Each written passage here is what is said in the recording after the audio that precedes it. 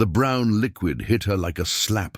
It splashed across her tight curls, soaking through her crisp navy blouse and dripping slowly down her arms. Ava Richardson didn't move. She didn't scream. She didn't flinch.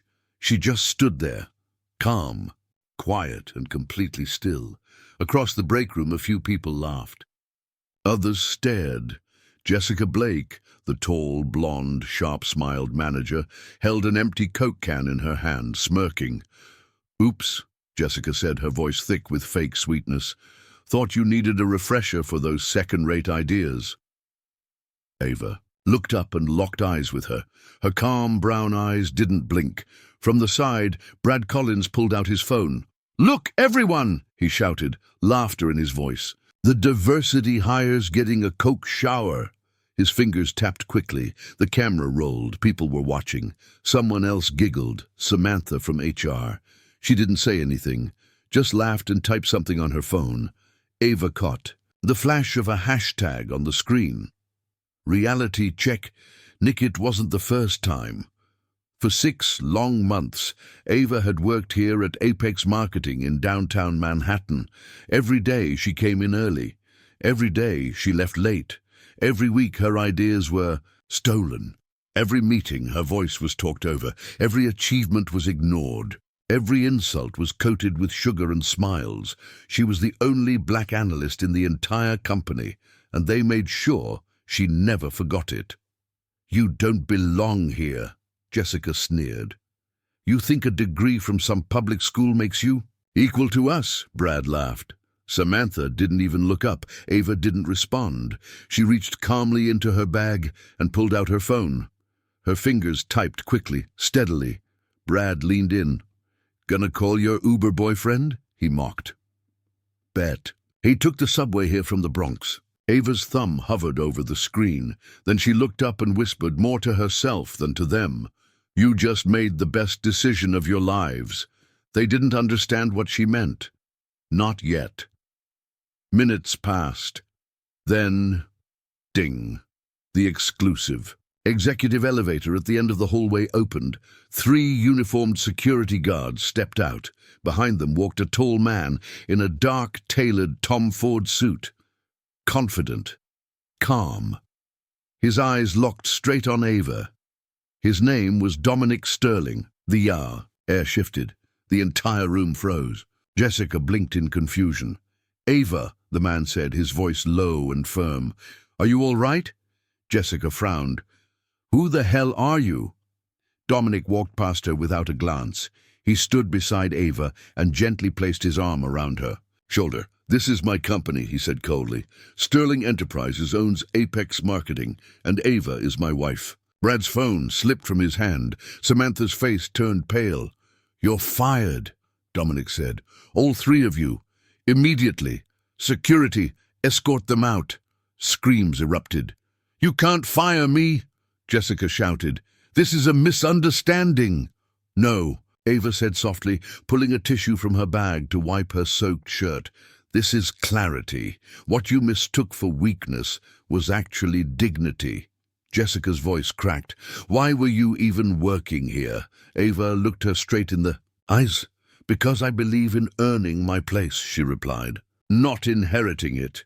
Suddenly another man entered the room. He wore a grey suit and carried a leather folder. His name was Marcus Lee, Chief Legal Officer at Sterling Enterprises. "We've been monitoring the situation for months," Marcus announced, handing out documents. "What we have here is clear documentation of racial discrimination, harassment, and a toxic workplace." Brad turned red. "They were just jokes," he shouted. "She never said anything." Dominic raised Brad's own phone in the air. "You mean like filming her while mocking her race and calling her a diversity hire?" Samantha began to cry. "I have bills, a family," she whispered. Ava looked at her and said quietly, "So do I. My parents are a nurse and a bus driver. They work day and night so I could stand here. What they didn't know, what none of them knew, was that Ava wasn't just a good employee. She was brilliant, genius level, and she had been working on something far bigger than anyone could imagine. Ava had secretly built an AI-driven marketing system, Project Insight, a system designed to boost company profits by 47%. It was fully patented in her name, and while they were mocking her, while they were stealing her ideas and dumping soda on her, she was building the future. "You have 30 minutes to clear your desks," Dominic said. "If you try to retaliate, we'll take legal action." Jessica looked around. "You're all okay with this? Just standing there?" For the first time, someone else spoke. It was Tom Jenkins from IT, a quiet man, kind, observant. "Actually," he said, "Ava's the smartest person in this room. You three were the problem." Security led them toward the door. Ava leaned close to Jessica one last time. "I was going to resign today," she whispered. "But you just handed me something better." At exactly 4 p.m., a company-wide email went out. Subject line, "New policies, new future." In it were sweeping changes to diversity, equity and workplace behavior, signed by Dominic, inspired by Ava. Ava turned to her husband. "I don't want this to just be about punishment," she said. "I want it to create something better, something lasting." Dominic nodded. "You mean the scholarship fund?" Ava smiled. "Yes, let's build it." And so the stocks and bonuses of the 3 fired employees were frozen. Their value? Millions. That money would go toward the Ava Richardson Fund, a scholarship for young black students entering tech. Their cruelty would fund opportunity, but it wasn't over. The storm had just begun. By Monday morning, everyone at Apex Marketing had heard the news. Jessica, Brad, and Samantha were gone, but the aftershock. That was just beginning. Ava walked into the office wearing a long cream blazer, natural curls bouncing, no makeup, just quiet confidence. Her desk was spotless, except for one thing, a small white card that read, "Don't explain. Don't defend. Just deliver." People stared as she passed, some with respect, some with fear, but nobody said anything until one brave voice spoke up. "Ava, I just want to say I'm sorry." It was Rachel Meyer from finance, early 30s, Jewish, kind, but always silent when things got ugly. "I saw it all," Rachel said softly, "and I should have spoken up. I was afraid, but that's not an excuse." Ava paused. "Then speak now," she said. Rachel blinked. "What do you mean?" Ava handed her a printed report. Project Insight, the marketing AI Ava had built. "This changes everything," Ava said. "But I need a team I can trust." Rachel took the report, stunned. "You're putting me on the team." "I'm putting anyone on it who's done hiding," Ava replied. By lunch, the word had spread. Ava was leading a new division, Sterling Insight, and she was hiring from within. No resumes, no titles, only people with guts, ideas, and heart. Meanwhile, the fired trio, Jessica, Brad, and Samantha, weren't done. On social media, Brad posted, "So now we fire people for jokes? Cancel culture wins again." Samantha reposted with a sad emoji. Jessica tried a different angle, calling it a smear campaign and saying Ava was power-hungry. But then the video surfaced, the one Brad had filmed, the Coke splashing, the words "diversity hire," the laughter. It went viral in hours.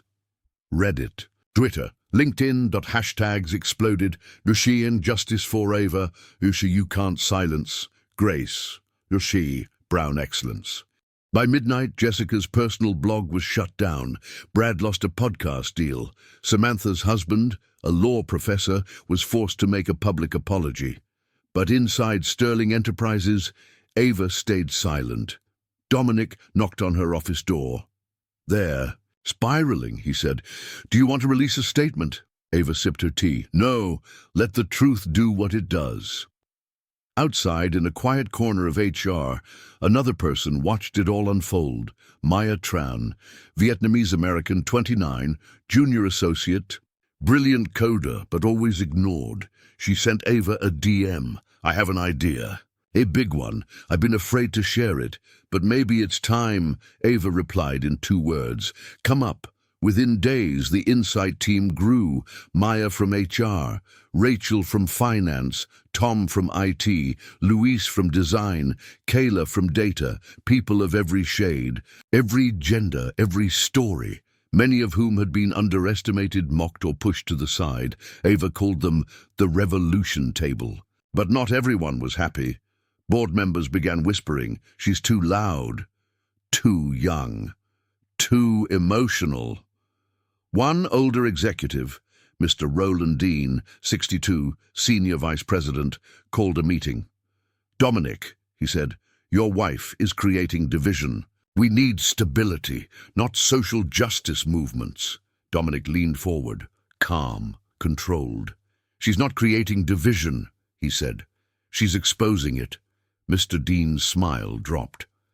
"I've been here longer than she's been alive," he muttered. "And yet," Dominic replied, "she's done more in 6 months than most have in 6 years. Silence. Then came the twist. One of the board members leaked a private email from Jessica to Mr. Dean, sent before the Coke incident. It read, "Don't worry, Ava won't last. People like her never do. Let her burn out." The leak was a bomb. News outlets picked it up. Internal sabotage exposed at apex. Systemic bias still alive in top firms. Mr. Dean was quietly retired. Others followed, but Ava, she rose higher.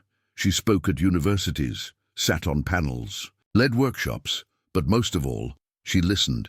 At one event, a young black student stood up and asked, "How do you stay calm when they try to humiliate you?" Ava answered without hesitation, "I don't let their hate decide my heat. I turn fire into fuel." That line went viral too, but behind closed doors there was one more surprise coming, one Ava didn't expect. A letter, no name, no return address, just a simple handwritten note. "Dear Ava, I was part of the silence. I laughed. I didn't stop them. I regret it every day. You made me rethink who I am. You didn't just rise. You taught the rest of us how to. Thank you. A former coward." Ava smiled. She folded the note, placed it in a glass frame, and set it next to her quote card.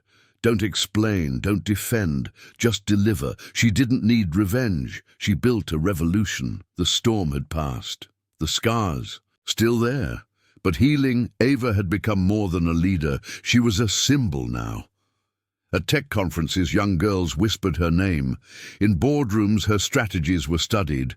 And in the quiet corners of the internet, people told stories of how she gave them courage to speak up. But Ava didn't want fame. She wanted change. So she started with something small, a scholarship, not for grades, not for elite schools, but for firsts. First in the family to go to college, first to learn, to code, first to break out of poverty, first to dare. She called it the Spark Fund. No application needed, she told her assistant. Just one question: what would you build if the world stopped telling you no? Within weeks, submissions poured in, over 7,000 stories. A girl from Detroit who wanted to create solar-powered street lamps for her block. A refugee boy from Syria with dreams of an app that translates emotions. A transgender teen from rural Texas hoping to build a VR space for queer kids to feel safe. Ava read every single one. She picked 12. 12 seeds, 12 lives, 12 explosions of light in a world too used to shadows. Meanwhile, back at Apex, something else was growing. Her team, the Revolution Table, had launched Insight 2.0, a tool that revealed hidden biases in company workflows. Who got promoted? Who got ignored? Who got interrupted? Who never got invited to meetings? It was data with teeth, and it made powerful people very nervous. One day, during a meeting with a major client, Bankford Holdings, a partner named Charles scoffed. "This tool is dangerous," he said. "It'll make employees paranoid. Not everything is racism or sexism. Sometimes people are just not good enough." Ava leaned in. "And sometimes," she said calmly, "people like you get to decide what good enough means." The room froze. Dominic cleared his throat. "We'll email you a demo," he said smoothly, ending the meeting. Later that night, Ava sat alone in her apartment. She wasn't angry. She was tired. Tired of the constant proving, the subtle digs, the invisible weights. She opened her laptop and pulled up a file she hadn't touched in months. The Eden Project. It was an old dream. Before Apex, before the Coke, before the Rise. A tech incubator for kids in overlooked neighborhoods. Not just STEM. Power, how to pitch, how to own your idea, how to walk into a room like you belong, even when no one says you do. She started editing. Line by line. Page by page. At 3:12 a.m. she hit save and cried, not because she was sad, but because something inside her had broken loose. Not rage, not revenge. Vision. The next morning, she presented the Eden Project to the board. One old man said, "This sounds like charity." Ava smiled. "No, this is strategy, because if we don't plant seeds, we'll never stop pulling weeds." They approved it unanimously. Eden launched 6 months later, in 5 cities, 3 countries, and 20 schools. Meanwhile, someone unexpected showed up at Ava's office. Jessica. No cameras, no drama, just a woman who looked 20 pounds lighter and 10 years older. "I'm not here to beg," she said. "I'm here to thank you." Ava tilted her head. "For what?" "For forcing me to face myself," Jessica whispered. "I hated you because you were everything I was too afraid to be. Free, honest, black." Ava didn't say anything. Jessica continued. "I joined a DEI cohort. I went back to school. I teach high school marketing now.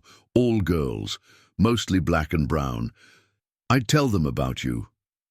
A long silence. Then Ava asked softly, "Do you forgive yourself?" Jessica shook her head. "Not yet, but I'm trying."